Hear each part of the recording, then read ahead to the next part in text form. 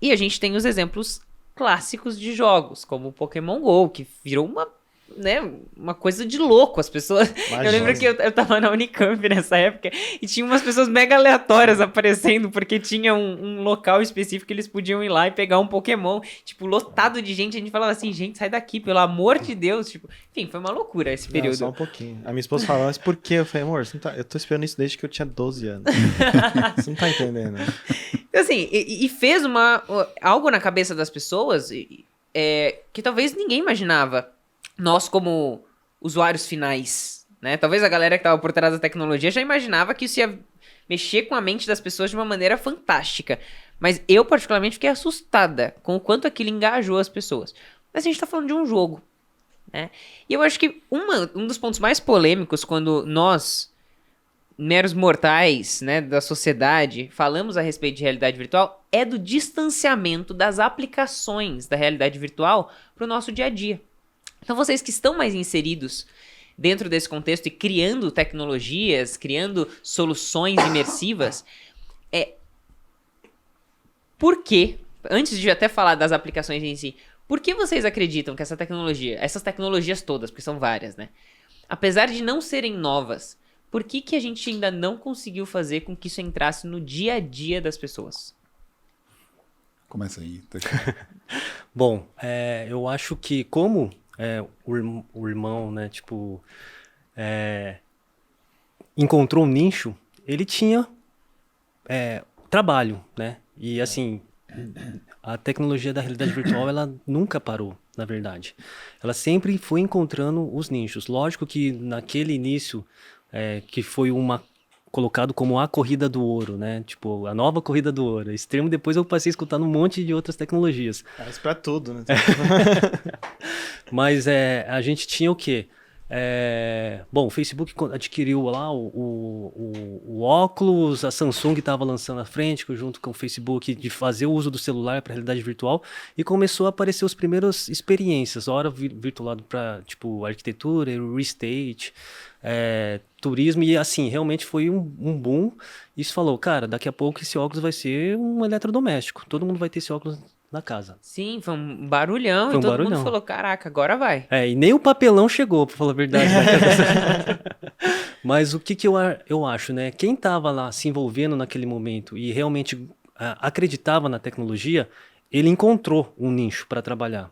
E era um nicho que, de certa forma, por muito tempo não teve uma concorrência, né? Tipo, como em outras áreas. Por quê? A gente vai pensar aqui, vamos pensar tipo que na área de eventos. A gente foi em muitos eventos e o óculos sempre estava lá. Aqui, você sempre via ali umas cadeirinhas com os óculos. Por quê? Porque o óculos era poderoso para levar a experiência de pegar o espectador e levar para o campo, levar para o chão de fábrica, levar para onde você quiser.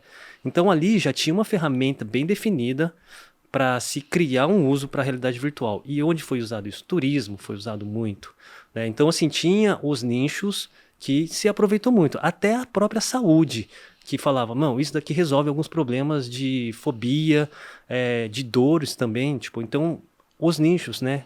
As situações, elas foram se encontrando e se encaixando. E quem estava trabalhando com isso, encontrou. Na educação, né, que tipo é um campo muito amplo ali, né, treinamento, né, para a gente dizer, realidade virtual ela se comprovou, as pessoas elas aprendiam mais, em alguns casos, né, isso daí em pesquisa, mais na realidade virtual do que até mesmo presencialmente. Por quê? Porque simplesmente você isolava e você tinha toda a atenção ali da pessoa para um treinamento, uma questão técnica de uso, né, e hora gamificada, hora assim mais passiva, uma experiência mais passiva. A pornografia, então, nem se fale, ela se transformou.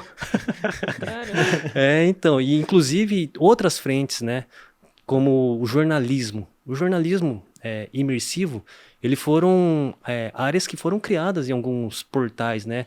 Tipo, a minha primeira experiência que eu apresentei dentro de uma corporação para criar uma célula de realidade virtual foi uma linha que mostrava um dia num campo de concentração, né?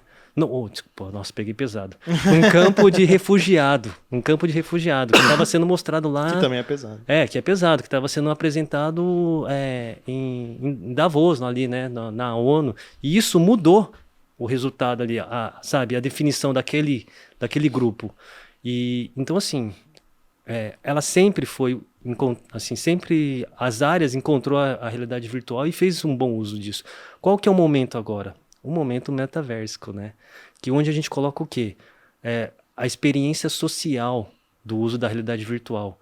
Isso era uma camada que, antes mesmo da mudada de nome, a gente já pensava e já experimentava universos sociais com realidade virtual, só que a gente nem usava o termo metaverso. Metaverso era um termo brega, né? Que não tinha pego, né?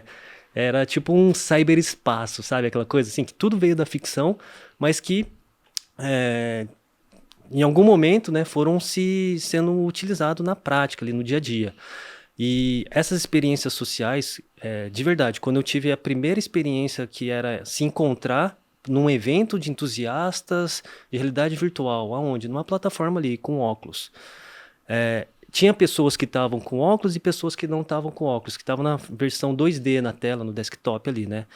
E, as regras sociais estavam lá, sabe? Aquela questão, tipo, que eu achei incrível, que no dia seguinte, lá na corporação que eu trabalhava, eu falei, cara, ontem eu experimentei o futuro da educação.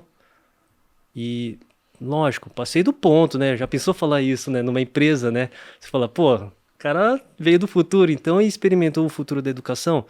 Mas hoje a gente vê, né, que a educação ela tem muito ainda, muito que aproveitar sobre essas novas condições ali, né, eu ser teletransportado e fazer uma experiência técnica, discutir isso em grupo e criar comunidades dentro de metaversos e hora mais imersivo. E eu acho que para dar acessibilidade tem que ser plataformas cruzadas ainda por um bom tempo, né?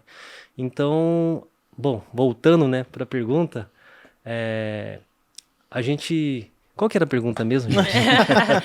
Porque assim, muito legal. Isso não foi pra frente. Assim, Porque assim, dia a dia, né? o que você falou, eu tô ouvindo aqui, tipo, a gente se conheceu num meetup de realidade virtual, né?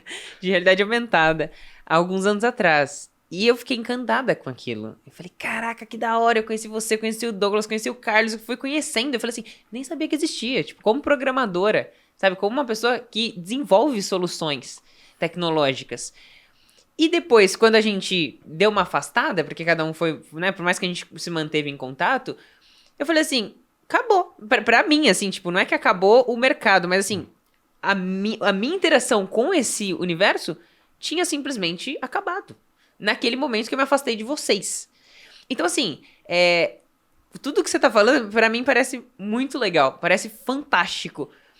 Mas, falando Thaísa mesmo, tá? Me soa distante ainda. Isso. Então, assim, tipo, o que tá faltando pra que a minha experiência, a minha última experiência, minha última? Não, acho que foi antes até da gente se conhecer. Eu fiz intercâmbio em Valência, na Espanha, e lá tinha um cinema 3D do IMAX que tinha uma tela curvada. Uhum. E aí você, de fato, olhava pra todos os lados, e você tava com óculos, eles jogavam água em você, era um negócio muito 4D, incrível. né, que eles falam. Exato. E era, tipo, na Cidade das 3D. Artes e da Ciência. Era justamente uma experiência imersiva que eles queriam te fazer sentir em vários sentidos, né? E aquilo pra mim foi uma das coisas mais fantásticas que eu vivenciei na minha vida.